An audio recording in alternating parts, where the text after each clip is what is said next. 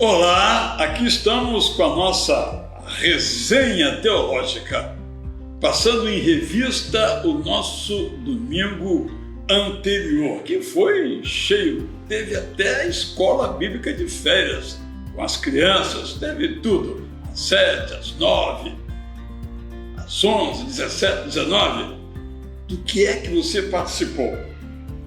Eu até pergunto aqui ao pastor Alcenir, ao pastor Marcos Lima. Você esteve às 7, o Marcos Lima também esteve às 7. E o que você aprendeu às 7? Você falou sobre a fugacidade do poder, não é isso? Pois é, e ali você deu uma ênfase na questão política. Exatamente. Fico lá nos comentários, lá no YouTube, coisas que as pessoas gostaram muito. Né? Mas uma me criticou fortemente. Né? Pois é, mas eu queria, dentro desse contexto, te fazer uma pergunta, né? A gente está lendo, né, as cartas de Paulo aos Coríntios, né? A gente leu a primeira carta na semana passada, estamos na leitura da segunda carta, e lá Paulo diz que todas as coisas me são lícitas, mas nem todas me convêm.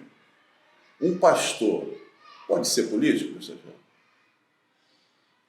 Pode, desde que ele deixe o pastorado se ele estiver na liderança de alguma igreja, porque eu acho que é incompatível uma pessoa ser pastora de uma igreja e exercer um mandato que políticos, todos nós tomamos decisões na polis, na cidade. A outra coisa é você, por exemplo, eu acho lamentável alguém vote no candidato pastor fulano de tal, no candidato padre fulano de tal, no candidato professor fulano de tal. Eu acho que isso é, no caso especificamente também do pastor, eu acho que ele está usando o seu ofício como um título para angariar votos. Não acho legítimo. Agora, eu quis dar uma ênfase, sabe, Marcos? Porque eu acho que nós precisamos nos desarmar. Nós estamos politicamente armados.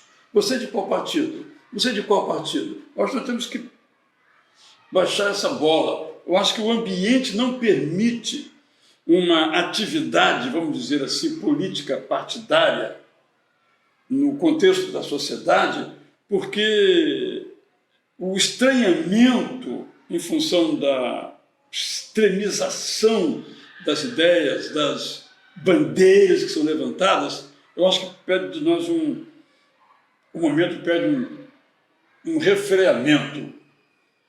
Claro, sempre somos políticos, mas esse envolvimento, esse empenho, ele tem sido muito deletério ao cristianismo, tanto católico como evangélico, como batista em particular. Eu sei que o Marcos pensa diferentemente de mim. Não penso diferente, não. Eu acho que a gente vive um tempo, e eu consigo até de uma forma muito simplista situar que são nos últimos 20 anos, onde você teve alguns desdobramentos da cultura humana, inclusive. Né? Você teve o empoderamento do homem, como nunca na história, e você teve um ressurgimento forte de uma questão ideológica, que ela se sobrepõe até, às vezes, à própria família. Então, eu creio dessa forma, e o meu pai e minha mãe creem diferente. Então, não falo com isso. Exatamente. Então, que fique meu pai e minha mãe para lá, vale o que eu penso. E o que eu achei mais estranho, ouvindo uma vez uma abordagem familiar, foi o seguinte: Israel e Alcenir, e você que nos acompanha. Minha filha ou meu filho disseram-me que eu estava errado a vida inteira. E eu compreendi por eles que estava realmente errado. Quer dizer, as ideologias estão se sobrepondo aos valores históricos de família. Eu não digo só no novo modelo cristão, pode ser um modelo ou não religioso, mas quando você faz opção por A ou por B, quer dizer, a ideologia hoje, ela parece ser a grande, vamos usar uma expressão aqui, como Jesus usou, né? Uma deusa no mundo em que vivemos, que se soma com o dinheiro, vira um casal imbatível. E com o tempero político que você põe, aí o mundo caminha, não é à toa que nós vivemos esses dramas espalhados no Brasil e pelo mundo. Eu penso, Alcenir, o seguinte, que venderam-nos uma ideia de que estamos numa guerra. E de que lado você está? Rússia ou Ucrânia? Não é? Acho que claro, eu só peguei esse exemplo. Então, você está de que lado? Numa guerra, a primeira vítima é a verdade. Ou o amor. Não tem isso, né? Bom para lá, bom para cá. Até na família, até na igreja. Sobre essa questão ideológica, só para a gente fechar, eu nunca me esqueço de um exemplo seu, né, que você contou aí num dos sermões, você com seu pai. Eu fico imaginando aquele jovem politizado lá e tal, chegando lá na casa do pai e brigando ali, não, é isso e tal, e o pai se opondo e tal. Aí volta para o Rio de Janeiro, depois quando retorna, aí os posicionamentos já são contrários. Eu convenci meu pai me convenceu, e cada um mudou de lado, continuava dos lados opostos. Não adiantou nada. Não adiantou nada. Aí eu disse, nunca mais eu vou discutir política. Mas as pessoas se engalfinham, uma guerra, virou uma guerra. Tudo é mentira. Todos os lados mentem descaradamente, as pessoas acreditam e passam para frente. Acho que a gente é um país religioso, no sentido, não pode ser praticante, mas é um país. E você tem essa dicotomia de bem e mal, certo e errado, isso acaba enfraquecendo a discussão política também, como também teológica que seja.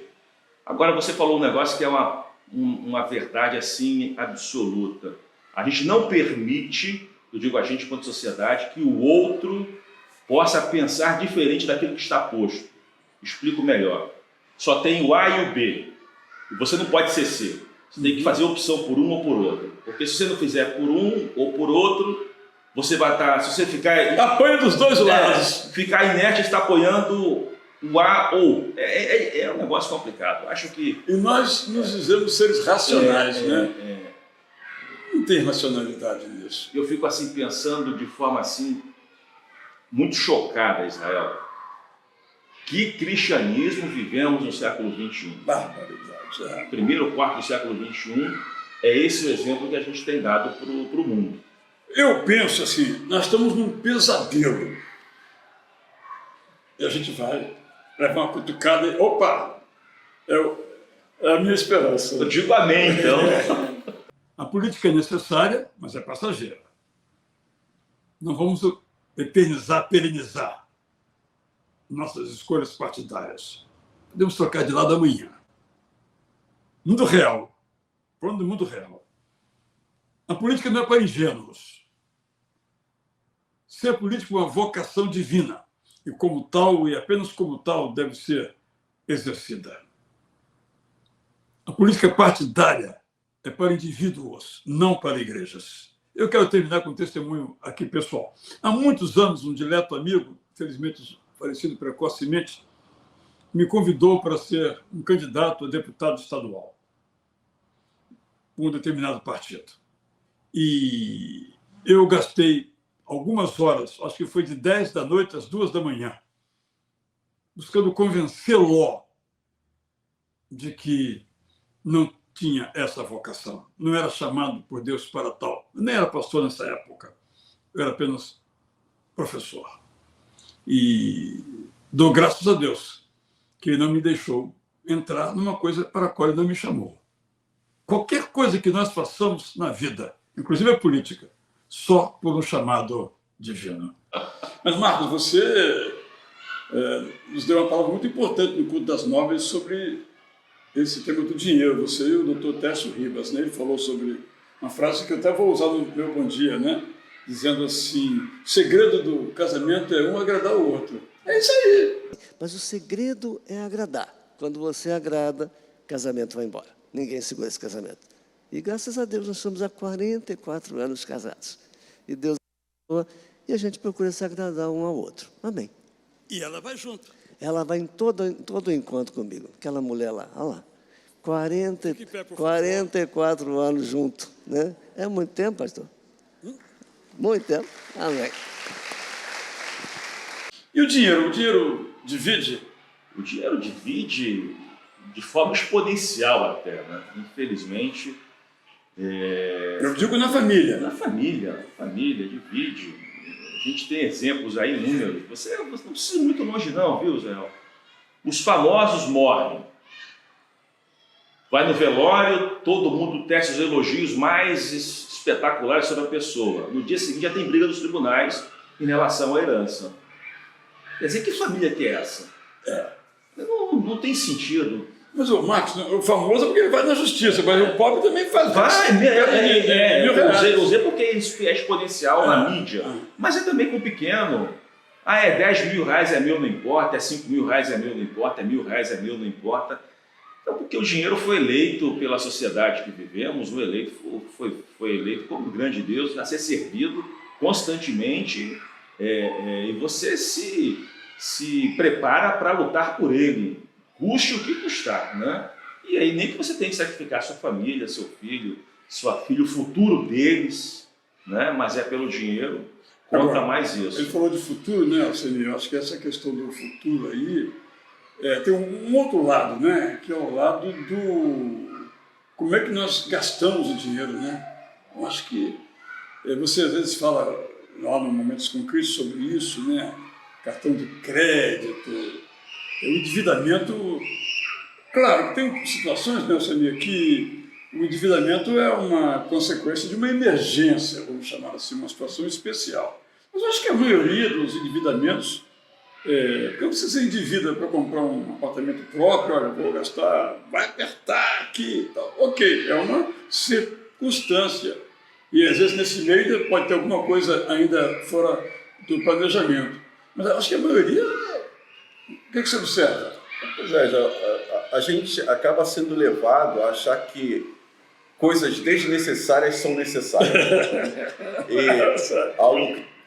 Uma das lições que a viagem à Amazônia e o contato com as famílias ribeirinhas nos traz é justamente essa grande realidade, né? Algo que você acha essencial para a sua vida e você chega ali, você vê famílias totalmente desprovidas e tendo ali a sua felicidade, vivendo ali sem televisão, vivendo sem celular, vivendo sem carro. Pô, mas como? Eu não consigo mais ficar sem celular. Mas existem pessoas que sim. Aí, pô, é o mundo em que nós vivemos.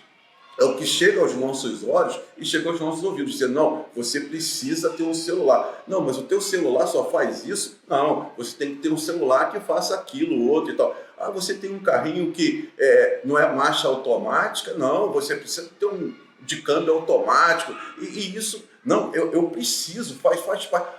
E aí você vai, às vezes, contrair dívidas, a questão da promoção, né? Ah, não, mas estava na promoção. Mas você precisa disso. Não, mas estava na promoção, não podia perder a oportunidade. Imperdível! Esse é o mundo, né? Que nós uma vez, não sei se foi num sermão, o Israel falou que a gente tem um traço marcado que é o de comparar.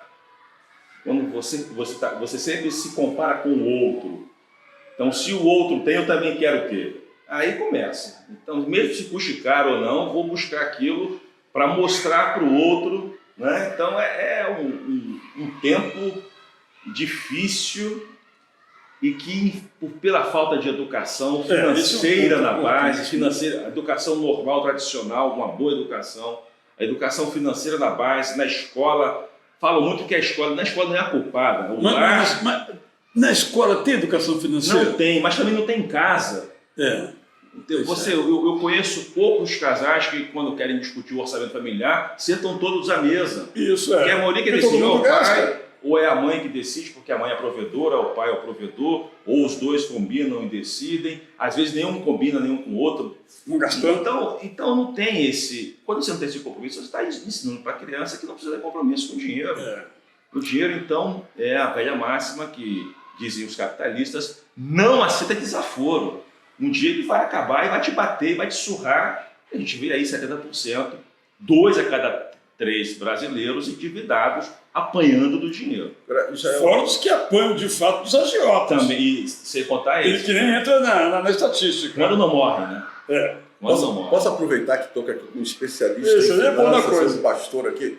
Porque uma das perguntas que a gente ouve muito de noivos, né, que estão se preparando para o casamento, vamos ter conta conjunta ou vamos manter as nossas contas separadas? Eu com o meu e ele com o dele. Existe um ideal? Ah, não. o casal precisa ter a conta conjunta. Não, cada um deve se manter com a sua conta e administrar suas contas independentemente. Existe um ideal ou não? A palavra final vai ser do Rabi, né?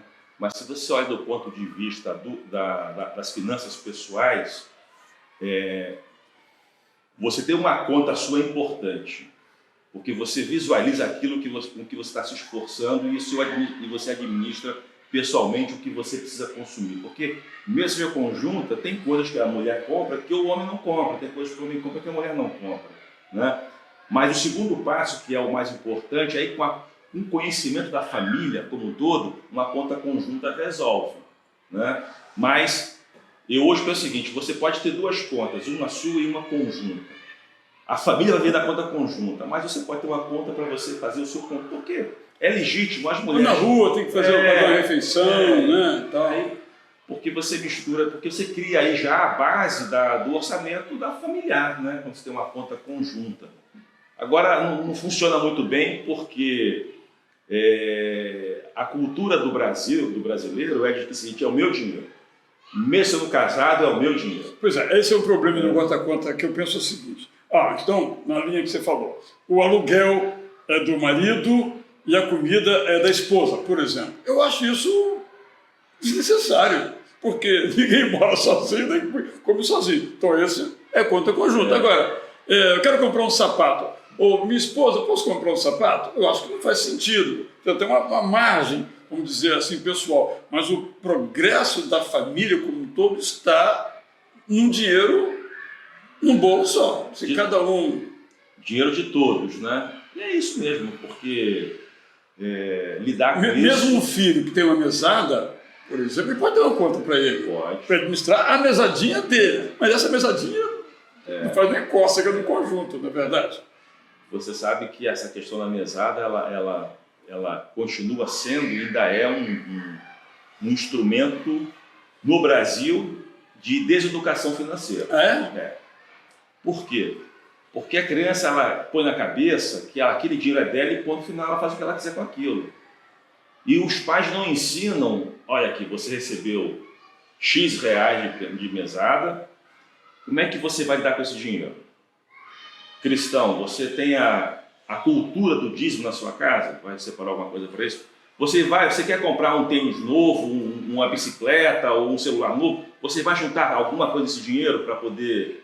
Então falta isso. Por que a criança pensa? Recebi 100, vou torrar os 100. Até porque mesada vai gastar no mês. Já sabe que vai receber aquilo todo mês e não tem essa cultura de você educar o filho. Olha, filho, pega esse dinheiro, separa um pouquinho, né? Gasta, dá o seu dízimo, separa para você comprar um celular daqui no final do ano. Você não quer viajar para não sei para onde? Tira um percentual também, né? E aí você começa a criar essa cultura. Mas se a própria família não incentiva na base, não vai ser a escola que vai incentivar.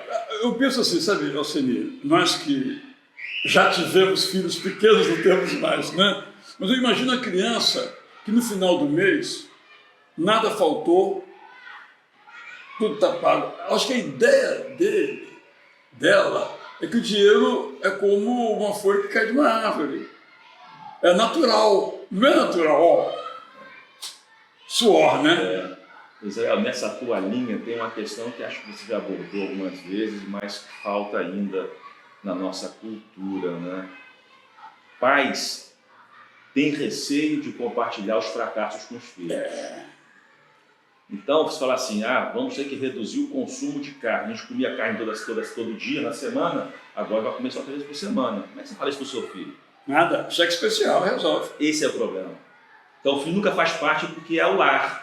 Ele está sempre no tempo bom, nas vacas gordas, no exemplo bíblico, né? Nas vacas magras, os pais os protegem. Não tenho que parar esse assunto das vacas. Eu tenho um sonho, a gente fazer um programa só sobre dinheiro na família, mas aí você não se apresenta.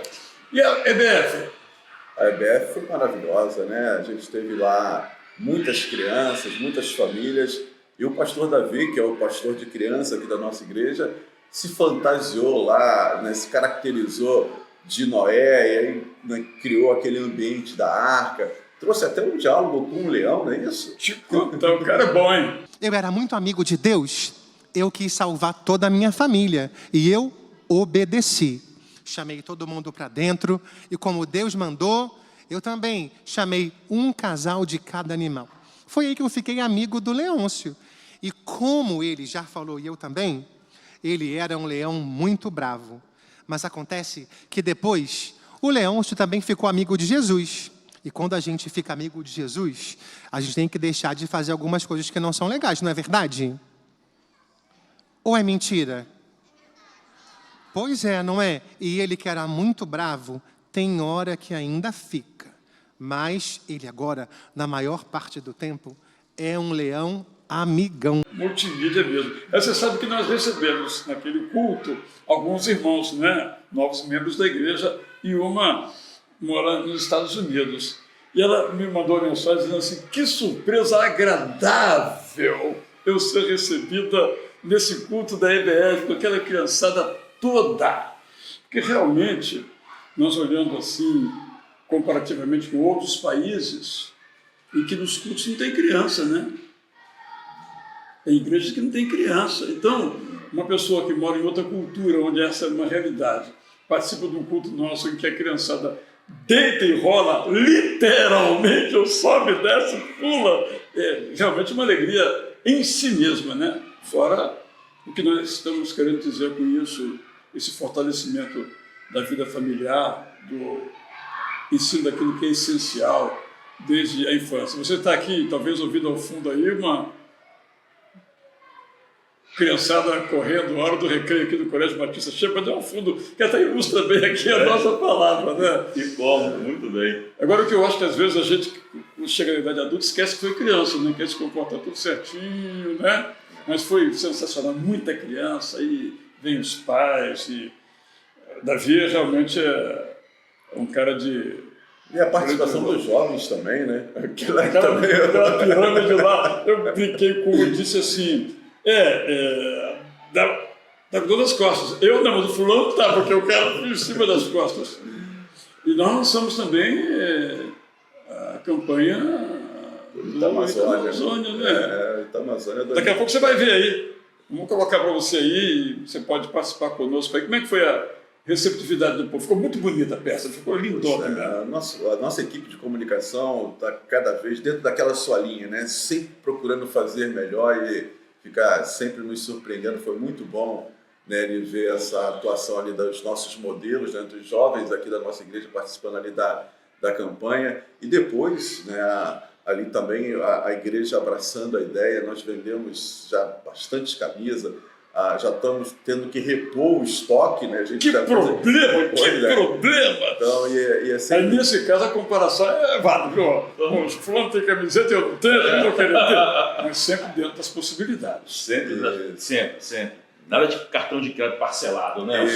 Eu quero só, né, aqui trazer novamente essa ênfase, né, que todo esse movimento que a gente faz, as pessoas ali, não é nem o valor ali do produto em si, mas essa ideia de que aqueles recursos ali, eles vão ser destinados para a compra de cestas básicas, são kits odontológicos.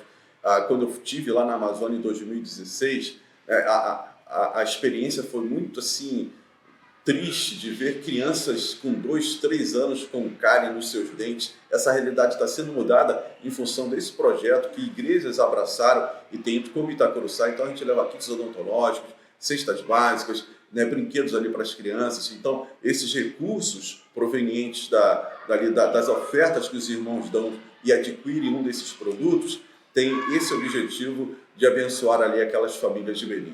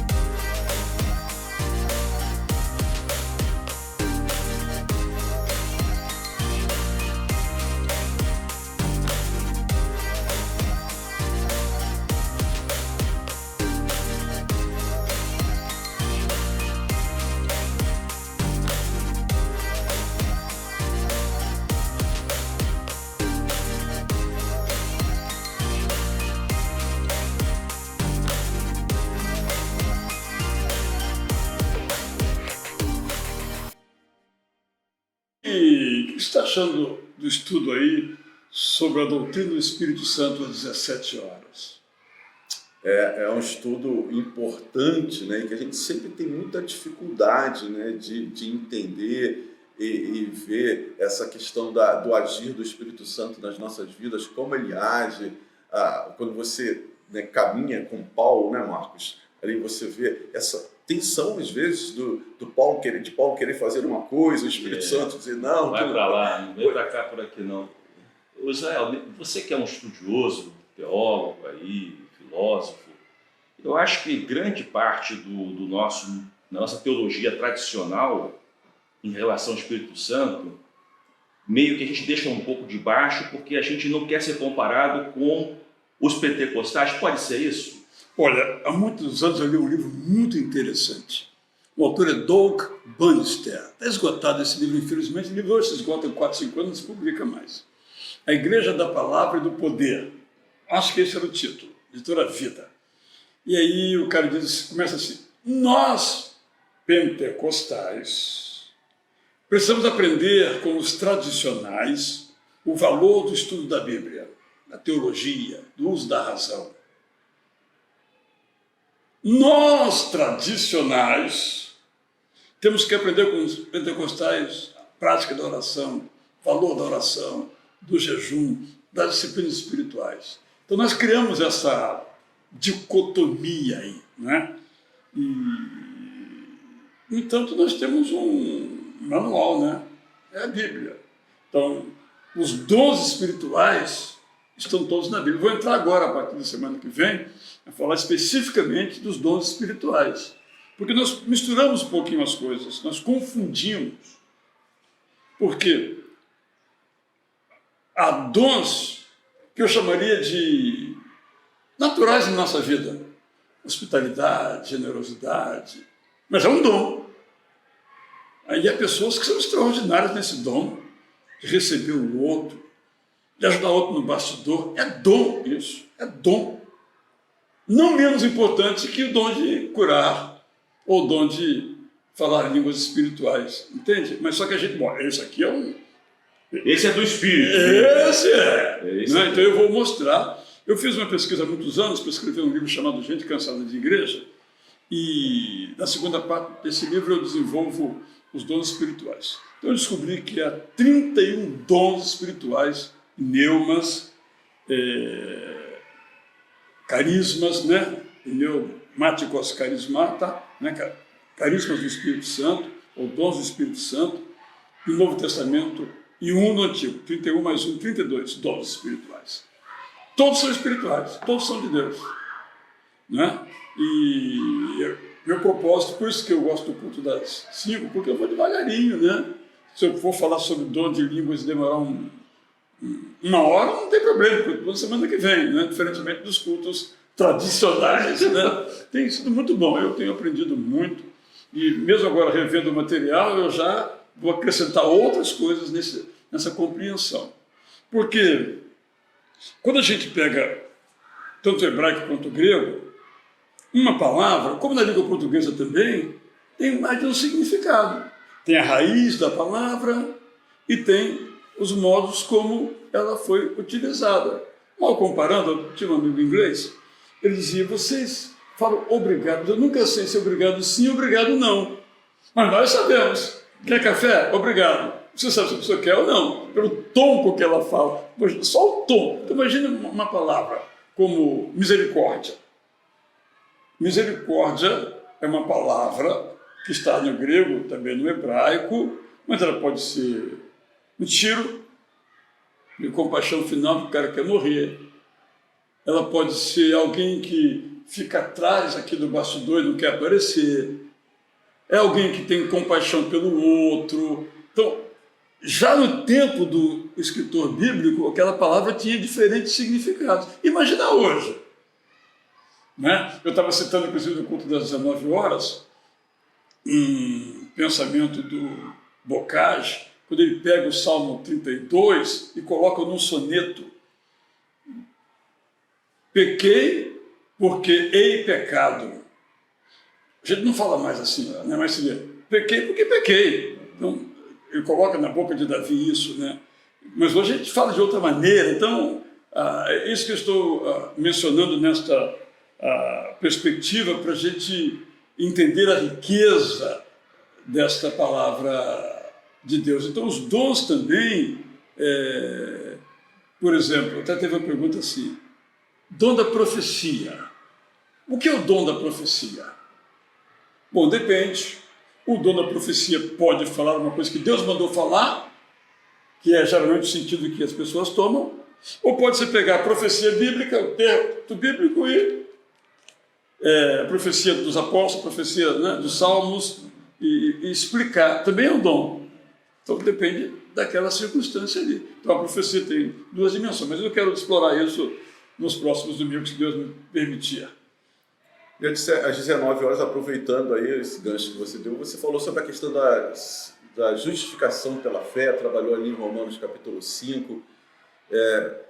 Às vezes é difícil, né, a gente entender que nós somos perdoados sem ter que pagar uma promessa, sem ter que fazer um sacrifício, até porque a gente encontra lá na Bíblia aparentemente uma tensão entre Paulo escrevendo e Tiago também falando ali sobre... Lá vem o Alcenê! Pois é, então eu queria... É uma briga nossa antiga, viu, gente? Então, pra você saber.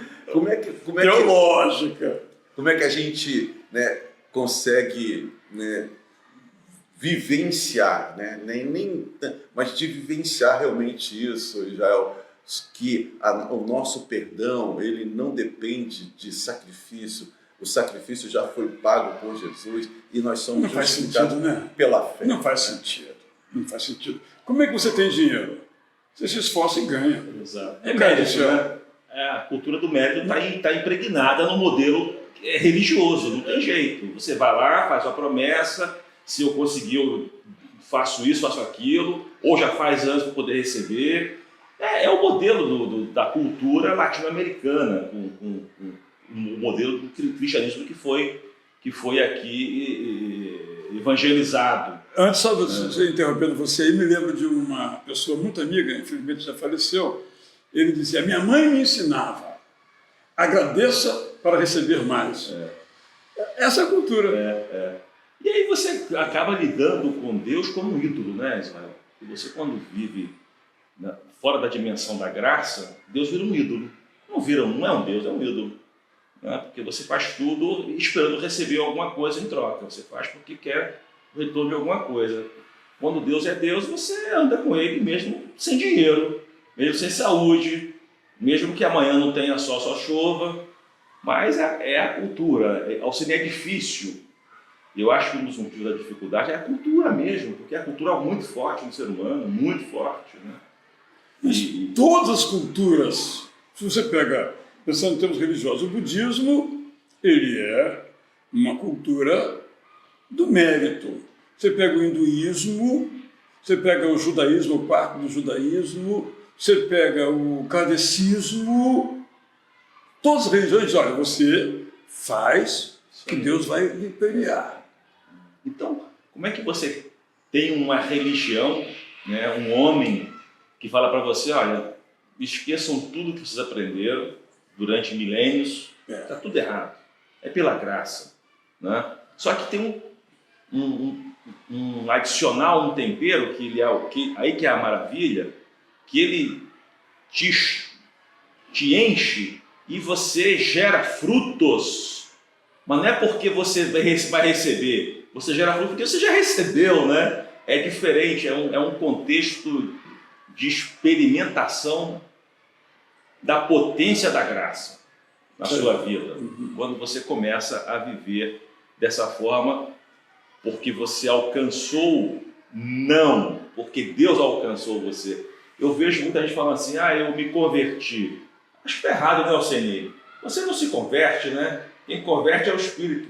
Até nisso acho que tem um pouquinho de mérito quando você fala: eu me converti, né? Sou evangélico, graças a Deus, ou sou católico, graças a Deus. No fundo, embora a expressão esteja, vamos dizer, correta, no fundo, eu, né? Eu. Então é uma luta, viu, Israel? Mas a gente tem que conviver com a cultura, infelizmente. infelizmente, porque tem pontos positivos demais, e seguir com o Evangelho que viva a plenitude dos valores do reino. E a graça é o principal valor do reino, né? E Paulo vai falar nessa conjunção, no tripé, né, de graça, de amor e de fé, mas a graça, ela é esperança, né, amor e fé, mas a graça é aquilo que sustenta. E no final das contas, conhecemos o amor pleno pela graça, né, que nos é dada e nos alcança a todos que queiram dizer sim para a graça, né?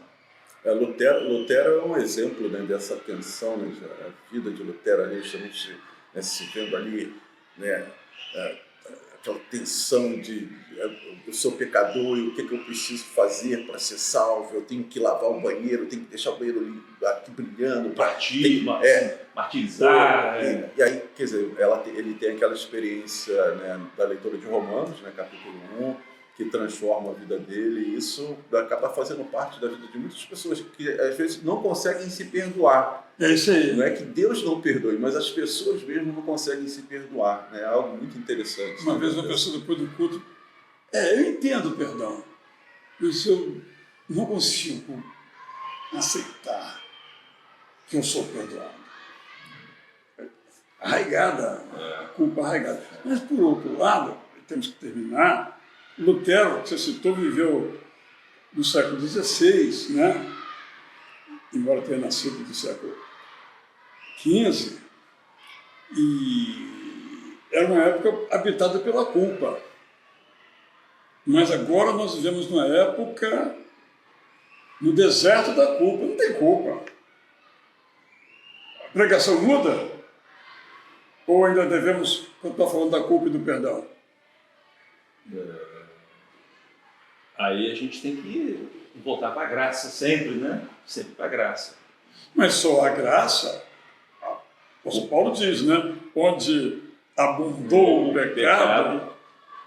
Eu estava lendo sobre esse assunto e o autor diz, não é que superabundou a graça, hiper abundou a graça. No original é super y, são dois prefixos, super, hiper, ou super, abundou a graça, ou seja, nem tem comparação, mas só tem a graça porque tem a culpa, ou o pecado, né? E o reconhecimento, né, Joel? Eu acho que a gente precisa falar, né, sobre o pecado, para que as pessoas, porque a graça, ela vem a partir do reconhecimento que eu sou pecador, então eu necessito da graça, porque se eu não me vejo como pecador, eu não preciso dessa graça. Então a gente tem aquele exemplo daquela mulher pecadora, quando Jesus vai ali junto aos seus algozes, né, vai e tal, no final da fala para ela, vai e não peques mais. Então, quer dizer, a graça, ela não é um cheque em branco para que eu possa viver pecando, mas muito pelo contrário, a graça me traz uma responsabilidade de ser esse